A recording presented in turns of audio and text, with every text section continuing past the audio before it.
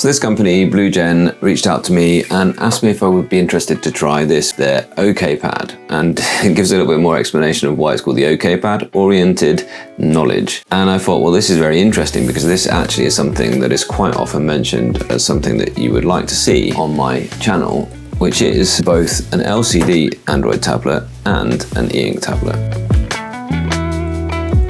The terms that you often use for this are, well, give me something like the Microsoft Duo and give me an e-ink screen on one side with Wacom EMR and give me an LCD on the other side. And I can decide whether I wish to use it as an ordinary Android tablet or if I want to use it as an e-ink note taker. And it has a lot of the important ingredients. It's got a 7.8-inch e-ink screen on this side with Wacom EMR. And they've shipped it out with this terrible basic Wacom EMR stylus. But it wouldn't be too much of an ask to think that you could go ahead and use something like this, the Stadler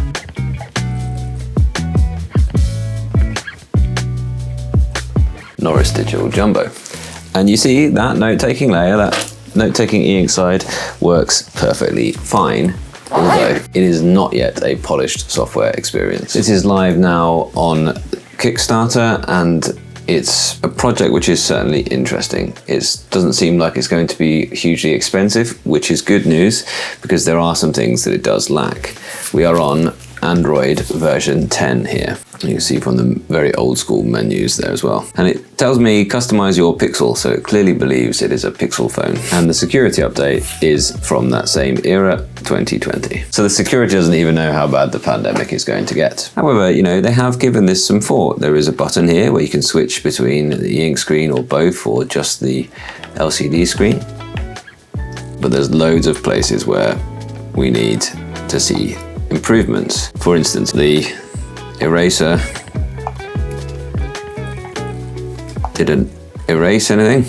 I've definitely selected the eraser, although the back of the Jumbo does work as an eraser. So there we are, something's going on there. Now there is, in here, there's e-ink app settings. What I'm expecting to be able to do is sort of choose which ones can be. Aha, I see. Now they are ink apps. Does that mean when I open CPU-Z it will open down here? Yes, it does. Okay, so I'm starting to see this now. It is a 14 nanometer chip, 636. So the Snapdragon 636 was from 2017, so it is 7 years out of date now. So you're clearly not buying up-to-date hardware. And I think what's happened here, and they've got these things and they're ready to go. I think that somebody has bought themselves a parcel of sort of foldable tablets and decided, yeah, people want an e-ink screen on one side with Wacom EMR and an LCD screen on the other side. So yeah, it fits that bill, but are you going to get the build quality and the up-to-date technology that one would expect at this sort of price point? No. Is it an interesting proposition? Yes, it is. Will I test it out for you? Yes, I will. And I will go ahead and install all of our favorites. For instance, let's put Kindle app on here. Now that I've figured out how to put an app on the bottom screen. So I couldn't put any of the inbuilt apps onto the e-ink screen, but I could decide the ones that I had installed on here to put them onto the e-ink screen. I'm really interested in your thoughts about this right now. I mean, is this something that you'd be interested in? Is it just an absolute no-go for the outdated Android version? It's a sturdy hinge, but it's not a slim device. And it can do sort of various different modes, tent mode, for example, in either orientation. It's got only one camera, but that's certainly all you'll need. I don't expect you to be taking any photos on here. And this home button does seem to be only for this. You know, perhaps you want to work between color content or video content and then onto e-ink content. You know, it could be a winner for that. I haven't found any sort of e-ink optimization settings yet. So this is something that... And this is the first look I unbox this with my members. It's got a simple notes, limited quantity for first batch. I think they've made it basically. Yeah, it's not too bad, is it? Well, at the top and notebook mode, tablet mode, ebook mode. Cool. So I'm going to have a little play, I'm going to get to know it. I'm kind of intrigued at how well this is going to work for me when I use this at work.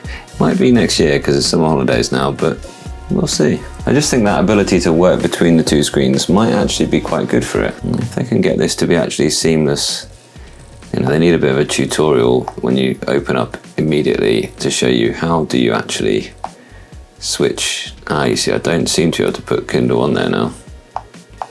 But that's what happened to me before, so let's reboot it. Because if you can't put your e-reader app on your e-ink screen, then it really isn't worth buying, is it? I also did need to install a third-party keyboard app because I couldn't find a way to change it from the kind of Chinese symbol keyboard that it had initially. So it was quite stressful to actually log into Google Play with a Chinese keyboard and find a keyboard app, install it, and then use it. So there we are. I guess you could root this and put your own version of Android on it. Yeah, so now I can choose to put it onto the ink screen. So there we are. So by rebooting it, I managed now to put my Kindle e-reader down here on the e-ink screen.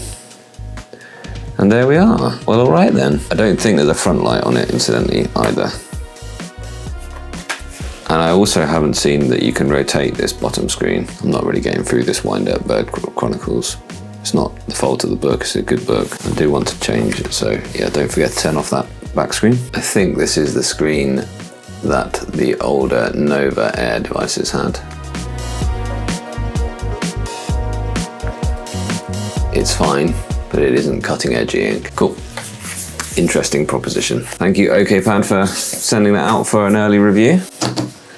I will use it and I will let you know what I think of it.